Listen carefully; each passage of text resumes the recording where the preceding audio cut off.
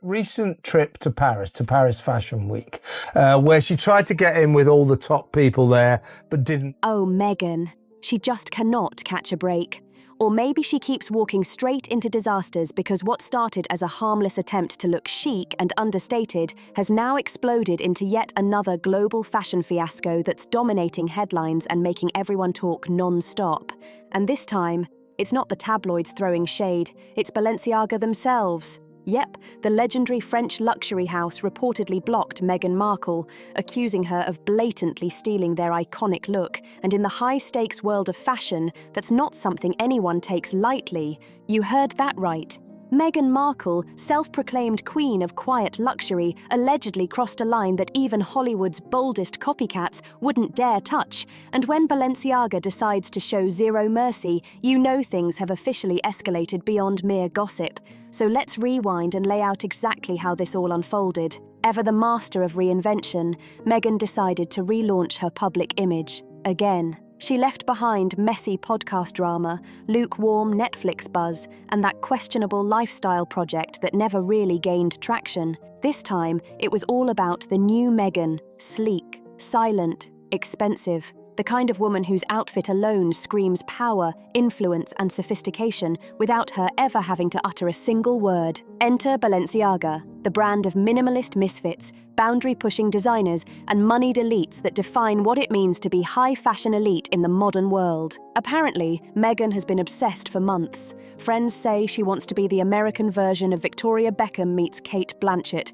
mixing poise with that untouchable cool factor. Her strategy? Dress like a Balenciaga muse, without actually paying Balenciaga prices or even asking permission. But if she had asked, somebody would surely have said, "Meghan, that's an absolute no." Fast forward to Paris, red carpet, the ultimate comeback moment. Meghan shows up in a sculpted gown, exaggerated shoulders, cinched waist, sleek minimalist silhouette. From across the room, it screamed, "Balenciaga." Fashion insiders whispered. Fans whispered, everyone whispered, but here's the bombshell. It wasn't Balenciaga at all. Turns out, the gown came from a lesser-known Beverly Hills atelier she had been quietly working with. The resemblance, insanely close, too close. Even Balenciaga's creative team noticed, and they were far from impressed. Sources say the PR department felt mocked. The gown mimicked Balenciaga's signature lines, fabric tone, and even the stitching patterns. Meghan wanted the Balenciaga look without actually being Balenciaga, and that's when the chill settled in. Within days of the event, the word spread like wildfire. Balenciaga had officially cut off all communication with Meghan's stylist. Team sources say Meghan's PR reps had reached out earlier this year, trying to form a brand partnership or even borrow pieces for future appearances. But now that door has slammed shut and she's been officially blacklisted. An insider didn't mince words. They're not lending her anything. She's persona non grata in Balenciaga's eyes. And when Meghan found out,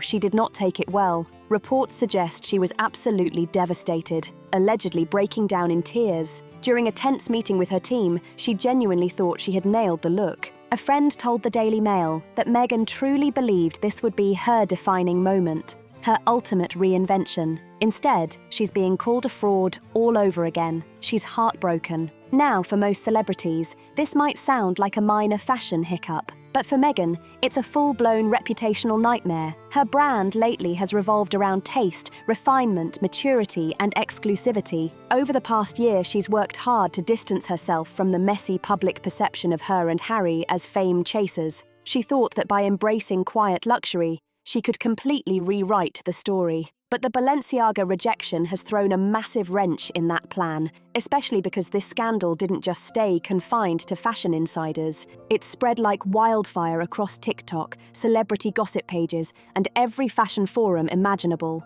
Critics roasted her online, calling it "Look Balenciaga on a budget" and "Wish.com couture."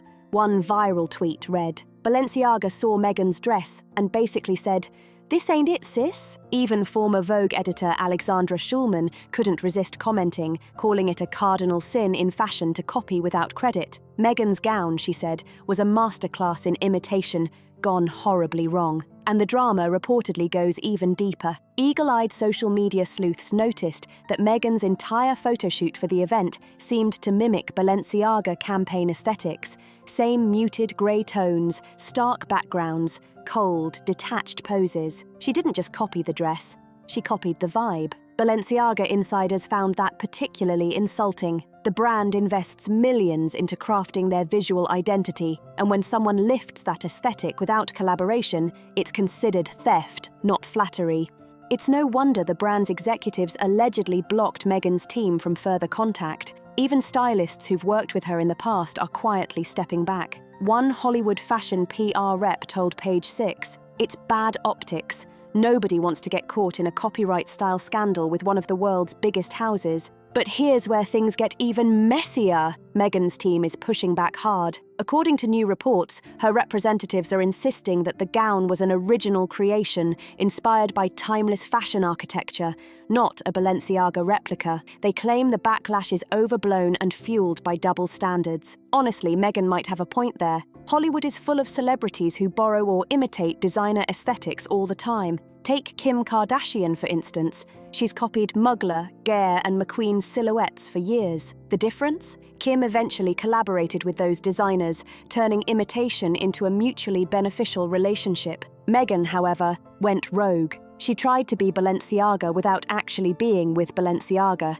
And that's where the trouble started. Still, the public doesn't seem to be buying it. Comments on Meghan's fashion posts have been brutal. She's always pretending to be something she's not, one fan wrote. Another added, "First the royal act, now the designer act. Even Balenciaga scandals feel more authentic than Meghan's. Ouch." The real kicker came when Meghan's alleged inspiration, a 2021 Balenciaga couture piece famously worn by Nicole Kidman, began trending side by side with Meghan's red carpet photos. The side-by-side comparison was devastating.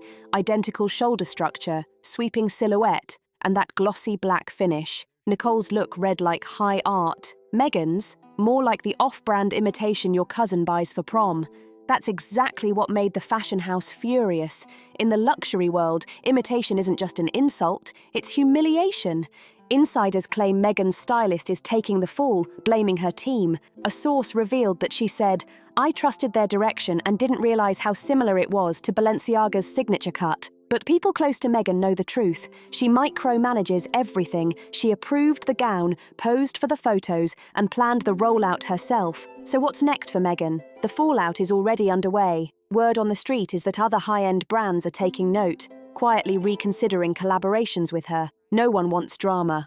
One fashion executive said, "She's talented, yes, but unpredictable. The fashion industry runs on subtlety, not scandal." Ironically, that was exactly what Meghan was trying to prove she had mastered. But in attempting to look like she belonged in the elite club of silent-style icons, she may have locked herself out completely. And as one fashion critic put it perfectly, "You can't buy grace, and you can't fake exclusivity." Meghan keeps trying to do both, and the fashion world sees right through it. The question now is, will she ever recover her credibility in the luxury world?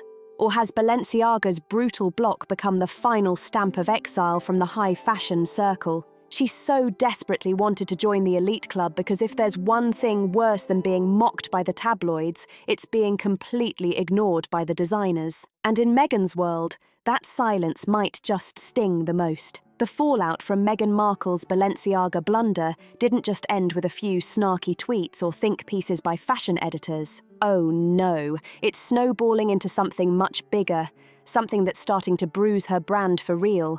Because while Meghan thought she was channeling quiet luxury, what she really unleashed was quiet humiliation, the kind that shadows you at every red carpet, every PR meeting, every single photo shoot for years to come. According to multiple insiders, Meghan hasn't taken it well. Not one bit. After the story went viral, she reportedly went into full-on crisis mode at her Montecito mansion. One insider close to her camp told Radar Online that she was pacing the floors, crying, demanding to know who leaked the story about Balenciaga blocking her. She's convinced someone on her team is sabotaging her image. Sound familiar? That's straight out of Meghan's old Hollywood playbook. When things go wrong, find the leak and plug it. Only this time, there's no palace staff to blame, no royal aides to fire. This is her own team, handpicked, trusted, carefully curated, and yet they couldn't save her from herself. Apparently, Meghan called an emergency Zoom with her publicists and stylists just hours after the Balenciaga snub made headlines. Sources say she was furious that the issue wasn't handled strategically before exploding online.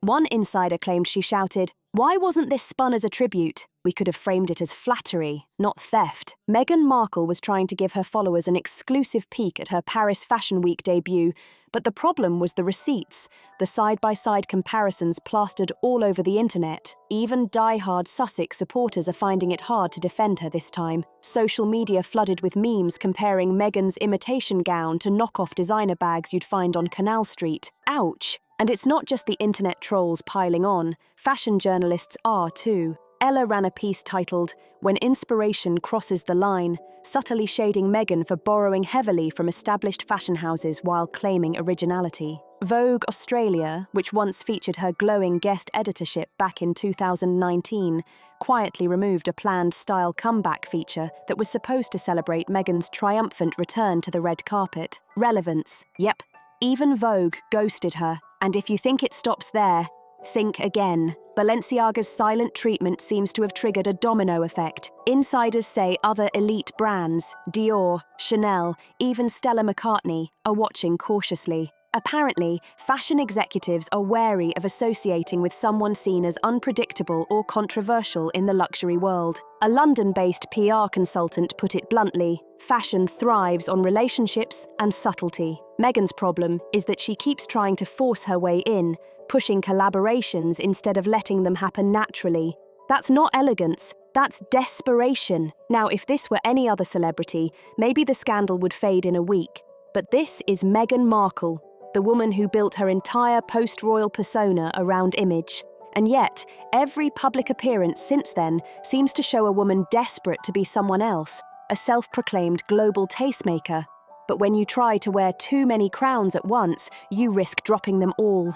And that's exactly what's happening now. Harry, of course, is reportedly trying to be supportive, though friends say he's growing tired of these recurring PR fiascos. One close source told The Mirror, he keeps telling Meghan to focus on the positive, but she's obsessed with the optics. Every little critique feels like betrayal to her. Apparently, Meghan even wanted to issue a statement addressing the Balenciaga controversy, insisting that her dress was an homage, not imitation. But her advisor shot it down, warning that responding would only keep the story alive, and they were right.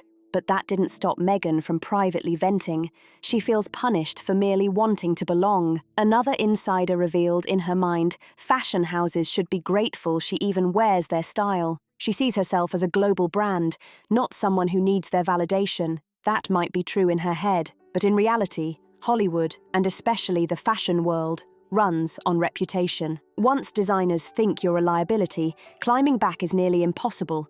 Just ask any star who's ever fallen out of favor with couture. And to make matters worse, Balenciaga's alleged block has now become meme fuel. TikTok users are posting skits titled "When Balenciaga Ghosts," complete with fake emails and dramatic music. One viral video even showed someone in a garbage bag dress captioned, "When you can't afford Balenciaga, just pull a Meghan." Even the Late Late Show got in a jab. One host joked, "Meghan Markle's dress looked so much like Balenciaga, even the label was confused." The audience roared, humiliating, absolutely. But maybe this is the wake-up call Meghan never wanted but badly needed, because beneath all the glamour and carefully curated aesthetics, there's a woman who's been trying to outrun rejection.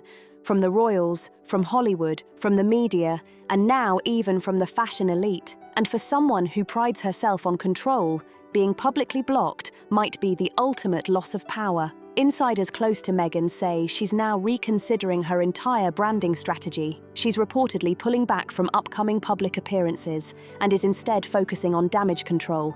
Some say she's planning to pivot back toward charity events and women's empowerment causes, trying to rebuild credibility in the spaces where her carefully crafted image has started to crack.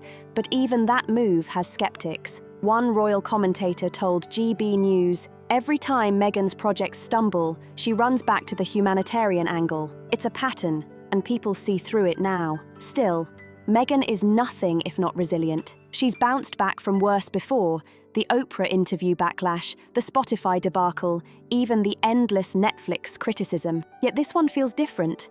This time, it isn't about gossip or politics, it's about respect. And in the world Meghan so desperately wants to dominate, the world of luxury, image, and exclusivity, respect isn't earned through headlines. It's earned through humility, through collaboration, and through knowing when to stop performing for the cameras. Maybe one day she'll understand that the quietest luxury of all is authenticity. But for now, as the Parisian fashion elite sip champagne at their next runway show, Meghan Markle's name will be whispered, not as a muse, but as a warning. And if you've been following this drama as closely as we have, you already know how messy it's gotten. Make sure to like this video, subscribe for more inside scoops, and share it with anyone who loves royal and fashion scandals. Don't forget to drop a comment below letting us know what you think.